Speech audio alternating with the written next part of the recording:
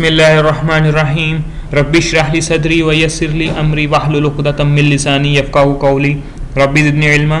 अस्सलाम वालेकुम dear students, आज हम स्टार्टिंग सिस्टम में स्टार्टर मोटर के बेसिक कंपोनेंट्स के बारे में पढ़ेंगे। स्टार्टिंग सिस्टम जो है हमें पता है क्योंकि ये सबसे इम्पोर्टेंट चीज़ जो है वो इसकी एक स्टार्टर मोटर है। तो स्टार्टर मोटर जो है वो मेन दो हिस्सों पर मुश्तमिल होती है। एक सोलेनॉइड स्विच होता है जो ये ऊपर आपको नज़र आ रहा है ऊपर वाले हिस्से में, और एक स्टार्टर मोटर का मोटर वाला हिस्सा होता है ये जो नीचे है। तीसरा इसका एक ड्राइव मैकेनिज्म होता है जिसमें मुख्तलिफ गियर्स होते हैं या एक गियर होता है और इसके अंदर कुछ और ड्राइविंग कंपोनेंट्स होते हैं। लेकिन ये दो बेसिक हमारे कंपोनेंट्स हैं, सोलेनॉइड स्विच और मोटर। अब इसको जो है वो हम क्रॉस सेक्शन इसका व्यू देखते हैं। इस तरह से अंदर इसके बहुत सारे मुख्तलिफ कंपोनेंट्स होते हैं। स्टार्टर मोटर के अंदर ये फील्ड वाइंडिंग होती है, इसके अंदर आर्मेचर होता है, यहाँ पे ये ड्राइव पिनियन गियर होता है जो इसको जो ताकत को मुंतकिल करता है इंजन को। ये सोलेनॉइड स्विच जो होता है इसके आगे यहाँ पे एक स्प्रिंग लगा होता है। ये एक बार होती है जो कि स्टार्टर मोटर के पिनियन गियर को इंजन के साथ मुंसलिक करती है और अलग करती है। ये स्टार्टर मोटर का आर्मेचर है, यहाँ पे कार्बन बुश लगे होते हैं, ब्रशेस लगे होते हैं कार्बन के। तो ये बेसिक इसके मुख्तलिफ मेन कंपोनेंट हैं। अब इसका जो है वो हम ओरिजिनली देखते हैं कि ये दिखने में किस तरह की होती है अंदर से। ये स्टार्टर मोटर का एक क्रॉस सेक्शन व्यू दिखाया गया है जो कि ओरिजिनल स्टार्टर मोटर को काट के अंदर से दिखाया गया है। तो सोलेनॉइड जो होता है उसके अंदर भी वाइंडिंग्स होती हैं। इसके पीछे ये दो पॉइंट्स होते हैं। ये पॉइंट वो पॉइंट हैं जहां से मोटर को करंट ट्रांसफर होता है। ये बेसिक जो है वो हमारा जो स्टार्टर मोटर का जो स्विच है, सोलेनॉइड स्विच, ये जो स्विच होता है ये स्टार्टर मोटर का स्विच होता है जो कि स्टार्टर मोटर के करंट को ऑन और ऑफ करता है। ये इसके दो पॉइंट हैं जो कि करंट को मुंतकिल करते हैं। यहाँ से ये बैटरी से करंट लेता है और इस तरफ को ट्रांसफ़र कर देता है। जब ये प्लेट जो है पीछे आती है तो ये दोनों पॉइंटों को साथ जुड़ जाती है, तो यहाँ से करंट जो है वो ट्रांसफ़र होता है। ये जो आपको नज़र आ रहे हैं ये हैवी ड्यूटी स्विच का काम करते हैं। ये पॉइंट ये सोलेनॉइड स्विच के अंदर होते हैं। और मोटर के अंदर आर्मेचर और field body, commutator, carbon brush और ये कुछ ड्राइव मैकेनिज्म होता है। इसके बारे में हम बाद में बात करेंगे। तो इस तरह से ये मोटर असल में जो होती है वो अंदर से हमें नज़र आती है। स्टार्टर मोटर का सबसे बड़ा हिस्सा जो है वो आर्मेचर है। आर्मेचर के अंदर मोटी तार की वाइंडिंग होती है और ये वही आर्मेचर है जो कल हमने डीसी मोटर के अंदर हमने इलेक्ट्रोमैग्नेट वाला हिस्सा पढ़ा था जो दरमियान में घूमता है। ये इस दरमियान में इसके शाफ्ट होती है, उस शाफ्ट के ऊपर आप ये देखें ये वाइंडिंग की हुई है। ये आयरन कोर है जो कि मैग्नेट बनता है। ये नीचे कम्यूटेटर। अब कम्यूटेटर वाला हिस्सा वो वाला हिस्सा है जो कल हमने बात की थी कि एक लोहे का पाइप लें और उसको दरमियान में दो हिस्सों में से काट दें। अब यहाँ पे आपको बहुत सारे कट नज़र आ रहे हैं। ये बेसिकली कट इस वजह से है कि इसके अंदर एक वाइंडिंग नहीं है। हमने कल समझने के लिए मोटर मैग्नेटिक ड्रैग को समझने के लिए हमने कहा था कि जी इसके अंदर एक वाइंडिंग होती है एनेमल्ड वायर की। अब इसके अंदर एक वाइंडिंग नहीं है, इसमें 10 से 12 या इससे भी ज़्यादा वाइंडिंग्स हैं। अब हर वाइंडिंग जो होगी उसके साथ उसका कम्यूटेटर का एक हिस्सा जो होगा वो कनेक्टेड होगा, सोल्ड होगा। तो ये बहुत मसलन आप एक लोहे का पाइप या एक तांबे का पाइप लें, उसको 12 या 18 हिस्सों में तकसीम करते हैं तो वो इस तरह का आपको नज़र आएगा। तो ये हर हिस्सा जो है वो एक दूसरे से इंसुलेटेड है और नीचे वाली जो शाफ्ट है, ये सेंटर में इसके जो शाफ्ट होती है उससे भी ये इंसुलेटेड है। ये सिर्फ और सिर्फ इस वाइंडिंग के साथ कनेक्टेड है और किसी चीज़ के साथ ये जुड़ा हुआ नहीं है। इसके नीचे भी इंसुलेटर है और ये आपस में भी एक दूसरे से इंसुलेटेड है। ये शाफ्ट के ऊपर बना तो हुआ है लेकिन इसमें ये शाफ्ट से और इसके दरमियान में कोई भी बरकी राब्ता नहीं है। इसके ऊपर फिर हम कार्बन ब्रश लगा के इसको जो है वो करंट देते हैं जिससे ये सारा सोलेनॉइड जो है ये इलेक्ट्रोमैग्नेट बन जाता है। ये इसके आगे भी एक बेरिंग लगा हुआ है, एक पीछे बेरिंग लगा हुआ है। ये बेरिंग बॉल बेरिंग भी हो सकते हैं, ये बुश बेरिंग भी हो सकते हैं। ये फील्ड बॉडी है जो कि वो जो मैग्नेट हमने पढ़ा था कि डीसी मोटर जो होती है उसके बाहर मैग्नेट होते हैं, ये उन मैग्नेट्स का काम करती है। क्योंकि ये स्टार्टर मोटर बहुत ज़्यादा पावरफुल होती है, हमें बहुत ज़्यादा ताकत वाली मोटर चाहिए होती है, तो इसलिए हम जो बाहर वाले जो मैग्नेट होते हैं वो भी बरकी मकनातीस इस्तेमाल करते हैं, इलेक्ट्रोमैग्नेट बनाते हैं। उसके आर्मेचर के साइडों पे जो मैग्नेट होंगे वो भी बरकी मैग्नेट, इलेक्ट्रोमैग्नेट होंगे, क्योंकि इलेक्ट्रोमैग्नेट जो होता है उसकी ताकत हम अपनी मर्जी से बढ़ा सकते हैं। जितना ज़्यादा उसमें मोटी तार इस्तेमाल करेंगे उतना उसमें करंट ज़्यादा गुजरेगा, उतना ही मैग्नेट जो है वो ज़्यादा मजबूत बनेगा। जितनी ज़्यादा कॉइल्स इस्तेमाल करेंगे उतना ही इलेक्ट्रोमैग्नेट्स की फील्ड्स ज़्यादा बनेंगी और उतनी ही मोटर ज़्यादा ताकतवर होगी। तो ये फील्ड बॉडी है जिसके अंदर फील्ड वाइंडिंग्स हैं, ये 4 फील्ड वाइंडिंग्स हैं और इसमें जो है वो हर फील्ड वाइंडिंग में इलेक्ट्रोमैग्नेट बनेगा। तो इस तरह से इनके अंदर 4 फील्ड बॉडीज जो हैं ये 4 मैग्नेट्स बनाएंगी। जब 4 मैग्नेट्स बनाएंगी तो डेफिनेटली मोटर जो है उसकी ताकत जो होगी वो ज़्यादा हो जाएगी। अच्छा, अब ये कार्बन ब्रश लगे हुए हैं इस फील्ड वाइंडिंग के साथ, इसके कनेक्शन जो है वो हम बाद में पढ़ेंगे। तो इसके अंदर जो होता है वो आर्मेचर जो है वो गर्दिश करता है, इसमें घूमता है आर्मेचर।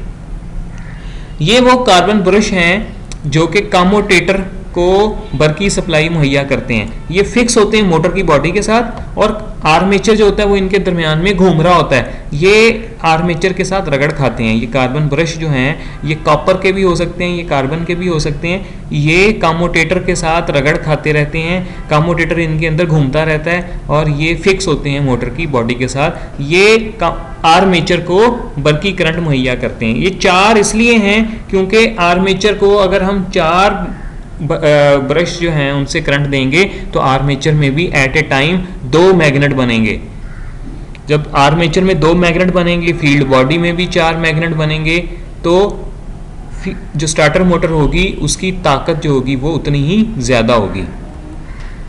ये वो सोलेनोइड स्विच जो मोटर के ऊपर लगा होता है, इसके 3 बरकी पॉइंट होते हैं जहाँ से हम इसके कनेक्शन करते हैं। ये इसके दरमियान में एक प्लंजर होता है, ये काले वाला जो हिस्सा है जिसके आगे ये वाइट रंग की आपको पिन सी नज़र आ रही है, ये सारे का सारा प्लंजर होता है जो कि अंदर और बाहर हरकत कर सकता है। इसको हम करंट देंगे तो ये इसका प्लंजर जो होगा वो अंदर चला जाएगा और इसको करंट बंद करेंगे तो इसके अंदर स्प्रिंग है, इस प्लंजर को वो बाहर धकेल देगा। ये स्विच का भी काम करता है और स्टार्टर मोटर को इंजन के साथ एंगेज और डिसएंगेज भी करता है। यानी कि जब गाड़ी को स्टार्ट करना मकसूद हो तो ये स्टार्टर मोटर को इंजन के साथ कनेक्ट कर देगा। जब स्टार्टिंग ख़त्म हो जाए यानी कि हम स्टार्टर हम इग्निशन स्विच छोड़ दें, गाड़ी स्टार्ट हो जाए, तो ये स्टार्टर मोटर को इंजन से अलग भी करेगा। ये पॉइंट है, इसके साथ बैटरी का डायरेक्ट पॉजिटिव कनेक्शन होता है। ये वाला पॉइंट जो है यहाँ पे मोटर जो है उसका कनेक्शन होता है। ये इधर से बैटरी से करंट यहाँ पे आता है और यहाँ से मोटर की तरफ जाता है। क्योंकि ये स्विच है तो ये यहाँ से करंट पास करेगा, इस यहाँ से करंट लेगा और यहाँ से करंट जो है वो मोटर को देगा इस पॉइंट से। ये जो छोटे वाला पॉइंट है ये हम इस्तेमाल करते हैं इसको ऑपरेट करने के लिए, यानी कि इसको ऑन और ऑफ करने के लिए। यहाँ पे एक तार लगाएंगे जो कि इग्निशन स्विच से आ रही होगी, जो कि इस स्विच को ऑन और ऑफ करेगी। जब ये स्विच ऑन होगा तो स्टार्टर मोटर ऑन होगी, जब ये स्विच ऑफ होगा तो स्टार्टर मोटर ऑफ होगी। और ये जो प्लंजर है इसके अंदर, ये प्लंजर जो है ये इसको अंदर और बाहर धकेलने का, स्टार्टर मोटर का जो कनेक्शन है वो इंजन के साथ जोड़ने और अलग करने का काम करता है। इसके अंदर 2 वाइंडिंग्स होती हैं, उनके बारे में हम जब इसका सर्किट पढ़ेंगे तब हम पढ़ेंगे कि ये वो 2 वाइंडिंग्स जो हैं वो क्या काम करती हैं। स्टार्टर मोटर का एक सबसे अहम हिस्सा है over running clutch. Over running clutch मैं आपको दिखाता हूँ, ये इस जगह पे ये ओवर रनिंग क्लच है। ये जो आपको बेरिंग सा नजर आ रहा है ये बेरिंग नहीं है, ये ओवर रनिंग क्लच है। ये बेरिंग है, ये बॉल बेरिंग है, ये ओवर रनिंग क्लच है। अब ओवर रनिंग क्लच का काम क्या है? ये बेसिकली स्टार्टर मोटर को महफूज करने के लिए हम इस्तेमाल करते हैं। स्टार्टर मोटर जो होती है इसके आरपीएम 3000 से 4000 आरपीएम होते हैं। अब इंजन जो होता है, इंजन नॉर्मल आइडल आरपीएम जो है उसके 800 से 900 हैं। अब जब इंजन 800 से 900 आरपीएम के ऊपर स्टार्ट होता है तो उसका वो व्हील जो कि जिसके साथ ये गरारी मुंसलिक होती है, ये पिनियन गियर जो है वो जुड़ा होता है, वो व्हील बहुत बड़ा होता है साइज में। वो साइज में इतना बड़ा होता है कि उसके और इसके दंदानों में तकरीबन जो है वो 10 गुना चक्रों का फर्क पड़ जाता है, 10 से 15 गुना चक्रों का फर्क पड़ता है। यानी कि ये 15 चक्कर लगाएगा, ये वाली गरारी 15 चक्कर लगाएगी तो इंजन 1 चक्कर लगाएगा, और अगर इंजन 1 चक्कर लगाएगा तो ये 10 से 15 चक्कर लगाएगी ये वाली गरारी। अब होता ये है कि जब हम इंजन को स्टार्ट करते हैं तो ये वाली गरारी इंजन के साथ मुंसलिक हो जाती है और इंजन को घुमाना शुरू कर देती है। अब जब इंजन स्टार्ट हो जाता है तो इंजन स्टार्ट होता है तो उसके स्टार्टिंग आरपीएम जो हैं, कम से कम आरपीएम जो है आइडल आरपीएम वो 900 है, 700 से 900 है। अब अगर इंजन जो है वो 700 या 900 आरपीएम या 1000 आरपीएम पे भी चलता है तो इंजन अगर 1000 चक्कर लगाएगा तो ये मोटर जो है उसको, इस गरारी को, इसको पिनियन गियर को 10,000 चक्रों पे घुमाना शुरू कर देगा। अगर हम स्टार्टर मोटर को इंजन से अलग नहीं करते, उसका कनेक्शन ख़त्म नहीं करते, तो ये गरारी 10,000 चक्कर लगाने शुरू कर देगी इंजन स्टार्ट होने के बाद। और अगर 10,000 चक्कर पे ये स्टार्टर मोटर घूमेगी तो ये स्टार्टर मोटर की वाइंडिंग जो है वो खुल जाएगी और ये स्टार्टर मोटर जो है वो जल जाएगी। अब हमारा यहाँ पे मकसद ये है कि जब इंजन स्टार्ट हो जाए और इंजन इस गरारी को घुमाना शुरू कर दे तो ये गरारी इस मोटर को ना घुमाए। जब ये मोटर इंजन को स्टार्ट करे तो ये गरारी घूमे और ये गरारी इंजन को घुमाए, लेकिन जब इंजन इस गरारी को घुमाए तो ये गरारी फ्री हो जाए। अब इस गरारी को फ्री करने के लिए यहाँ पे ये एक सिस्टम लगाया हुआ है जिसको ओवर रनिंग क्लच बोलते हैं। ये बिल्कुल वही सिस्टम है जो साइकिल के पैडल के अंदर होता है कि जब साइकिल का पैडल घुमाएं तो वो व्हील घूमता है, लेकिन जब व्हील को घुमाएं तो साइकिल का पैडल नहीं घूमता। ये वही वाला सिस्टम है जिसको हम ओवर रनिंग क्लच बोलते हैं। अब ओवर रनिंग क्लच जो है वो कैसे काम करता है, क्या होता है, इसके अंदर जो है वो इस तरह से छोटी छोटी गोलियां होती हैं, स्प्रिंग होते हैं, और इसमें 2 हिस्से होते हैं, एक इनर रिंग होता है, एक आउटर रिंग होता है। अब इनर रिंग और आउटर रिंग कैसे काम करता है ये मैं आपको दिखाता हूँ एक डायग्राम में। अभी जिस वक्त इंजन जो है वो बंद होता है और स्टार्टर मोटर से हम गाड़ी को स्टार्ट करने की कोशिश करते हैं। अब जब स्टार्टर मोटर घूमेगी तो देखिए ये जो बॉल्स हैं ये इस तंग जगह पे फंसी हुई हैं। ये इनर रिंग और आउटर रिंग, अंदर वाला चक्कर और ये बाहर वाला चक्कर, ये दोनों एक दूसरे के साथ फंस गए हैं क्योंकि ये जो बॉल्स हैं, ये देखें, ये यहाँ पे देखें इस डायग्राम में, ये जो बॉल्स हैं ये बिल्कुल तंग जगह पे फंसी हुई हैं। अब ये टाइट है तो ये अंदर वाला पिंक वाला जो आपको सर्कल नजर आ रहा है और बाहर ब्लू वाला सर्कल, ये दोनों जुड़े हुए हैं इस टाइम। ये अंदर वाला घूमेगा तो बाहर वाला भी घूमेगा। ठीक है जी, क्यों? क्योंकि ये स्प्रिंग ने इनको पुश किया हुआ है और ये इस तरफ को घूम रहा है और इस तरफ को घूमने से बॉल पीछे आएगी, तो बॉल पीछे आएगी तो ये तंग जगह है, तंग जगह पे फंस जाएगी और जब फंस जाएगी तो ये दोनों एक दूसरे के साथ लॉक हो जाएंगे। तो जब मोटर घूमेगी तो इस व्हील को घुमाएगी और जब ये व्हील घुमाएगी तो इंजन को घुमाएगी।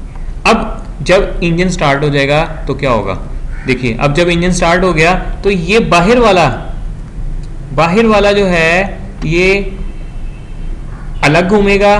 जब ये अलग घूमेगा तो ये बॉल जो है ये पीछे आ जाएगी। अब ये अंदर वाला सर्कल जो है इसको इंजन घुमा रहा है। अब इसको इंजन घुमाएगा तो इसके घूमने की वजह से क्योंकि बॉल घूमेगी, तो बॉल घूमेगी तो ये स्प्रिंग को प्रेस करके बॉल पीछे आ जाएगी। बॉल पीछे आ जाएगी तो ये खुली जगह है यहाँ पे। अब जब ये खुली जगह पे बॉल आ गई तो अब ये अंदर वाला रिंग और बाहर वाला रिंग, ये पिंक और ये ब्लू, ये दोनों फ्री हो गए। यहाँ पे देखें ये बॉल्स जो हैं, ये वाली बॉल्स ये इनर रिंग और आउटर रिंग को, इन दोनों को फ्री कर देगी। अंदर वाला जो है वो सर्कल इंजन के साथ घूमेगा, बाहर वाला सर्कल जो है वो इंजन के साथ नहीं घूमेगा। तो इंजन जो है वो इस पिनियन गियर को, इस गरारी को, छोटी गरारी को तो घुमाएगा, लेकिन ये बाहर वाला सर्कल जो है ये नहीं घूमेगा, जिससे स्टार्टर मोटर जो है उसके اس کو انجن کے چکر جو ہیں وہ نہیں گھما سکیں گے اور یہ فری ہو جائے گا.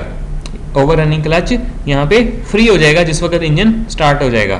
تو جیسے سائیکل کا پیڈل جب ہم گھما رہے ہوتے ہیں تو وہ ہماری طاقت جو ہوتی ہے اس کو پیچھے والے ویل کو منتقل کر رہا ہوتا ہے. اسی طرح جب سٹارٹر موٹر انجن کو سٹارٹ کرنے کے لیے گھما رہی ہوتی ہے تو وہ انجن کو اپنی طاقت اس گراری کے ذریعے منتقل کر رہی ہوتی ہے.